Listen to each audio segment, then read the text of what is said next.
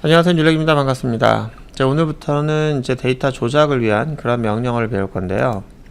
저희가 지난 시간에는 조작 명령어가 아니라 데이터를 정의하는, 그래서 테이블을 한번 생성해보고 삭제도 해보고 수정도 해봤죠. 자, 저희가 중점적으로 다루는 내용은 바로 이 DML 부분입니다. 이 DML에서 M이라고 하는 것은 조작을 의미하는 매니플레이션이고요. 여러분들이 데이터를 조작하기 사용하는 그런 구체적인 명령어로는 insert, select, update, delete가 있는데요. 이 4개만 공부하면 됩니다.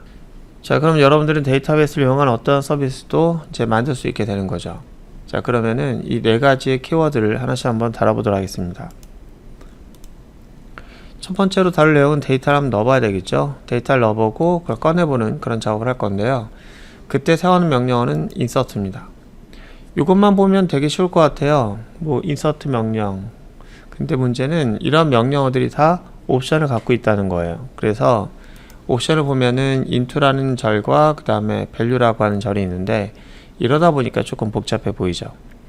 일단 저희가 이걸 사용하는 방법은 이렇습니다.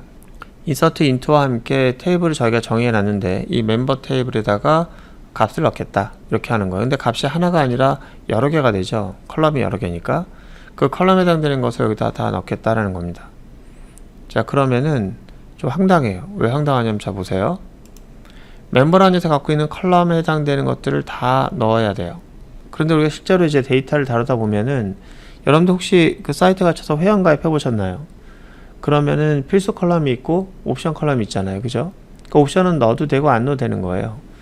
지금 보면은 멤버란 테이블을 지칭을 하고 어떠한 컬럼도 지정하지 않은 다음에 값을 넣겠다라는 이런 방식으로 쿼리를 실행하게 되면은 옵션이 없는 모든 것이 필수가 되는 거예요. 그래서 그 순서대로 컬럼의 개수에 맞춰서 다 넣어야만 합니다.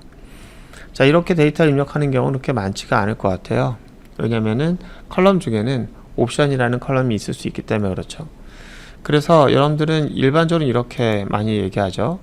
원하는 컬럼만 또는 원하는 순서대로 값을 넣는 방식을 씁니다. 만약 여러분들의 아이디하고 패스워드만 필수 컬럼이라서 나머지는 안 넣어도 된다. 그럼 나머지 안 받았어요. 안 받았으면 아이디와 패스워드만 넣을 수도 있어야겠죠. 그죠? 그럴 경우 여기 보는 것처럼 다른 것들은 안 넣고 내가 지금 넣겠다라고 하는 것만 명시할 수 있도록 테이블에다가 소괄호 놓고 나 아이디하고 패스워드만 넣을래. 이렇게 하는 거예요. 그 순서는 컬럼을 정의했던 순서가 아니라 여기서 지목하는 순서대로 값을 쌍을 이뤄서 넣으시면 됩니다. 나 아이디하고 패스워드만 넣을래. 근데 아이디가 여기 있고 패스워드가 여기 있잖아요. 두 번째잖아요. 그러니까 아이디와 패스워드가 이 순서대로 입력을 하면 됩니다. 만약에 아이디와 패스워드 바꿨다고 합시다. 나 아이디와 패스워드만 넣을래가 아니라 나 패스워드하고 아이디만 넣을래. 그러면은 패스워드를 앞에다 넣고 아이디를 뒤에다 넣으면 되겠죠. 자, 이렇게 하시면 돼요. 그럼 여러분들 한번 이렇게 한번 해볼 텐데, 한 가지만 먼저 얘기해 보면, 그럼 안 넣게 되는 것들은 어떻게 될까요? 값을 넣게 되면은 이제 이 2개는 넣을 텐데, 2개가 들어가지 않은 이 2개 외에 다른 컬럼들은 어떤 값이 들어갈까요? 그러면 그 나머지 컬럼들은 비워지는 걸까요? 비워지는 것이 아니고 널 값이 들어갑니다. 널이라고 하면은 비어있다는 뜻 아닌가요? 아니에요. 그건 아니고, 비어있다는 뜻이 아니고 널이라는 녀석이 값으로 존재합니다. 특수한 값인데 이 특수한 값이 그 공간을 채우게 돼요. 나중에 널을 이용해서 비교하는 방법을 다룰 때 좀 더 자세히 얘기하도록 하고요. 자, 이렇게 인서트한 내용들을 저희가 꺼내보고 싶다. 그럴 때 사용하는 것이 이제 명령어가 select가 있는데, 일단은 select는 이렇게 사용하게 되면 멤버 안에 들어가 있는 모든 데이터를 꺼내볼 수 있습니다. 모든 컬럼에 대해서 이제 가져오게 되는데, 이 select는 구절이 좀 많아요. 옵션이 많아서 저희가 강의에서 아마 상당 부분을 이 select를 배우는데 시간을 보낼 것 같습니다. 어쨌든 초간단으로 데이터를 뽑아볼 수 있도록 하는 쿼리문은 이렇게 되고요. 저희가 자세한 내용을 배울 때까지는 일단 이렇게 데이터를 꺼내보는 작업을 하게 될 겁니다. 일단 데이터를 한번 넣어보고 한번 데이터를 한번 꺼내보고 그런 작업 좀 해보도록 할게요. 자, 여기서 저희가 이제 데이터 한번 넣어보려고 합니다. 이제 멤버에다 넣을 건데 insert, 그때 사용할 수 있는 명령이 insert into 그 다음 member 테이블에다 값을 넣겠다. 근데 멤버 테이블에다 컬럼을 지정하지 않으면 모든 컬럼에다가 다 값을 넣어야 되기 때문에 우리가 id 패스워드만 넣겠다. 이렇게 하겠습니다. 이때 이것을 우리가 컬럼이라고 좀 전에 말씀드렸는데, 이제 컬럼이라고 하는 경우도 있고, 뭐 필드라고 하는 경우도 있고, 속성 이렇게 말하는 경우도 있는데요. 이거는 컴퓨터 프로그램을 사용하는 데 있어서 분야마다 이제 조금씩 용어가 다르게 발전되었기 때문에 이제 혼재돼서 사용하는 경우가 있습니다. 일단 속성이나 필드나 컬럼이나 다 같은 개념을 바라보고 있는 다른 용어라고 보시면 되겠고요. 여기에는 value라고 하는 것에다가 제가 id를 먼저 입력을 하겠습니다. 자, 지난 시간에 말씀드렸던 것처럼 앞으로 우리가 쿼리문을 만들 때 예약어들은 소대문자를 가리진 않습니다. 그런데 이 값은 가려요. 그래서 여러분들이 만약에 대문자로 입력했다고 하면은 나중에 검색을 할 때 저 대문자를 이용해 되고요. 소문자를 넣었다 라고 하면 소문자로 검색할 때 비교해야 되겠습니다. 자, 패스워드는 111을 넣고요. 그 다음에 id는 율렉으로 하겠습니다. 이렇게 하고 컨트롤 엔터 넣어서 입력을 하고요. 삽입되었다라고 하는데, 그렇다면은 삽입된 데이터를 한번 저희가 꺼내볼 수 있어야 되잖아요. 그럴 때 사용하는 게 select, 별표, from, 멤버입니다. 자, 그러면 한번 처리해 볼까요? 우와, 이 컬럼들 중에서 일단 id하고 패스워드가 들어갔고요. 나머지는 널 값이 들어간 거 볼 수 있어요. 자, 이렇게 해서 우리는 하나를 입력을 해봤는데 뭐 심심하니까 한 번 더 입력해 볼까요? 복사하고 붙여넣기 한 다음에 이번에는 드래곤이라는 이름으로 id를 만들고요. 패스워드는 111 하겠습니다. 다시 얘만 선택하고 입력을 하고 다시 조회해 봅니다. 와, 두 개가 들어갔네요. 그죠? 저희가 지금 SQL을 이용해서 데이터를 넣고 데이터를 빼본 거예요. 그 데이터 입력을 한 것은 오라클이 그것을 저장해 줬고요. 그것을 우리가 꺼내 본 겁니다. 와, 대단하죠? 그죠? 자, 그런데 저희가 셀렉트 조금만 더 하나씩 좀 가보도록 할게요. 셀렉트를 할 때도 저희가 별을 썼는데 이건 뭘 의미하는 거냐면 내가 멤버로부터 데이터를 꺼내달라고 하는 건데, 그때 꺼내달라는 건 뭘 기준으로 하냐면은 멤버에서 어떤 컬럼을 지정하게 되어 있어요. 모든 컬럼에 대해서 달라고 할 땐 이렇게 아스테리크 문자라고 하죠. 별을 써주면 되고요. 그렇지 않고 내가 지정할 수도 있습니다. 뭐 예를 들어서 아이디와 네임과 패스워드, 이 세 개의 컬럼에 대해서 이제 달라고 할 수도 있습니다. 이렇게 하고 한번 실행해 볼게요. 아까와 달리 몇 개의 컬럼으로 한정된 결과물을 볼 수 있죠. 그리고 그 값과 달리 이 컬럼은 소문자 써도 되고 대문자 써도 돼요. 그리고 예약어도 마찬가지고. 그래서 이런 예약어 명령어라든지 이 컬럼명은 소대문자가 가리지 않기 때문에 여러분들이 이렇게 쓰셔도 되지만 나중에 값을 비교할 때는 이걸 소대문자를 비교한다는 거 기억하시고요.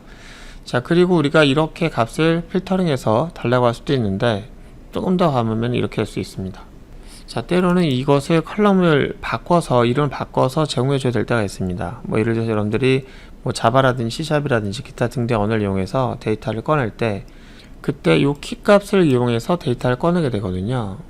근데 그쪽에서 그 키값을 미리 예약해 놓고 만들어 놓은 경우가 있어요. 뭐 그쪽에서는 그 사용자 아이디가 유저 아이디란 이름으로 예약을 해 놓은 상태다. 그래서 그쪽은 바꿀 수가 없다. 그렇다면 데이터 쿼리를 이제 요구할 때 이 쿼리문을 통해서 네가 좀 이름을 좀 지정해 달라. 그렇게 하는 경우가 있을 수 있습니다. 그렇게 하는 경우가 있을 수 있습니다. 다시 얘기하면은 어플리케이션이 미리 만들어져 있고 어플리케이션이 컬럼을 미리 정해 놓은 거예요. 하지만 개념은 아이디예요. 하지만 제가 테이블 정의할 때 애석하게도 그 아이디를 아이디라고 했고 그쪽에서 원하는 유저 아이디라고 하는 컬럼명이 있었다고 하면은 그것을 여기서 반영하지 않은 거예요. 그럼 제가 테이블 수정해야 될까요? 아니면 쿼리문을 작성할 때 쿼리문에서 조금 그걸 대신할 수 있는 방법이 있을까요? 예, 있습니다. 별칭이라고 할 수 있는데요. 여기서 만약에 사용자가 유저 아이디를 원했다. 컬럼명으로. 그래서 실행했을 때 쿼리의 컬럼명이 아이디가 아니라 유저 아이디가 되기를 원했다. 저는 테이블 수정할 필요 없습니다. 그쪽에서 원하는 것이 유저 아이디라면 그쪽에서 원하는 대로 아이디를 만들어 줄 수가 있어요.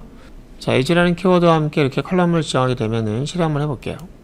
그러면은 유저 언더바 아이디라고 하는 걸로 결과물이 만들어집니다. 그렇게 되면 어플리케이션에서는 이 컬럼명을 가지고 해피하게 아이디를 얻을 수 있고요. 저는 테이블명을 수정할 필요 없이 해피하게 이걸 제공해 줄 수가 있게 됩니다. 자, 그리고 요 as라고 하는 키워드를 한번 제가 제거해 볼게요. 그냥 빈 공백만 하나 둔 겁니다. 자, 이렇게 되면 어떻게 된 걸까요? 그렇죠. 이거는 오류가 날 것 같지만 as라고 하는 것은 생략이 가능해요. 그래서 생략하면은 이것이 as가 됩니다. 그래서 별칭이 되는 거예요. 그래서 컬럼명에다 한 칸 띄고 어떤 기호를 넣게 되면 그 기호가 이것을 대신하는 별칭이 되는 거예요. 한번 실행해 볼게요. 그렇죠. 똑같죠. 와, 그렇구나. 그럼 여러분들은 에즈를 생략하시겠습니까? 에즈를 생략하지 않고 쓰겠습니까? 예, 써도 되고 안 써도 되는 거라면 안 쓰는 게 더 편하잖아요. 그쵸? 안 쓰는 방향으로 가는 게 맞다고 보고요. 일반적으로 많은 그 개발자들도 다 생략을 하고 쓰죠. 다른 DBM에서도 마찬가지입니다. 자, 그리고 또 하나만 더 설정을 알아볼게요. 혹시 유저 아이디라고 하는 컬럼이 언더바가 들어왔는데 때로는 언더바가 들어가지 않고 빈 공백이 들어간 그런 컬럼을 요구할 수도 있습니다. 이렇게 빈 공백이 들어간 컬럼을 요구하는 경우가 있다면은 그럼 이걸 어떻게 해결할까요? 그렇죠. 전에 말씀드렸던 것처럼 우리가 커멘트라고 하는 그 테이블 정의할 때처럼 빈 공백이 들어가는 것을 유효하지 않은 그런 컬럼명이죠. 그럴 경우에는 빈 공백을 꼭 넣고 싶다라고 하면은 예, 큰 따옴표로 붙여가지고 예, 이렇게 하면은 해결될 수가 있습니다. 한번 실행해 볼까요? 됐습니다. 빈 공백이 들어간 유저 아이디가 들어왔는데 재밌게도 아까는 이제 우리가 컬럼명을 정할 때 계속 소문자를 넣어도 예, 어땠어요? 예, 다 대문자로 바뀌어서 들어갔죠. 자, 소문자인데 대문자였죠. 근데 이렇게 더블 커테이션으로 감싼 큰 따옴표로 감싼 녀석은 이걸 그대로 유지하려고 해요. 그래서 보시는 것처럼 여기가 어때요? 소문자입니까? 대문자입니까? 그렇죠. 소문자죠. 그 상태를 그대로 유지해서 전달하기 때문에 소문자가 됩니다. 그래서 만약에 여러분들이 이것을 대문자로 원했다고 하면은 대문자로 바꾸셔야 돼요. 자, 이렇게 해서 여러분들이 실행하시면은 예, 여러분들이 원하는 결과를 만들어낼 수 있을 겁니다. 자, 오늘 여러분들에게 인서트 하는 방법을 좀 알아봤어요. 인서트가 주된 내용이었고 그 인서트에서 데이터를 꺼내 볼 때는 select라는 키워드를 쓸 수가 있는데 select에서 값을 가져올 때 저희가 요거 컬럼절을 지원하는 방법을 알아봤습니다. select는 뒤에서 계속해서 사용할 거예요. 요 내용 기본적인 내용이니까 꼭 알아보시고요. 여러분도 한번 데이터를 삽입해 보시고 셀렉트 해 보시고 연습해 보시기 바랍니다. 오늘 고생 많으셨고요. 다음 시간에 들어가겠습니다.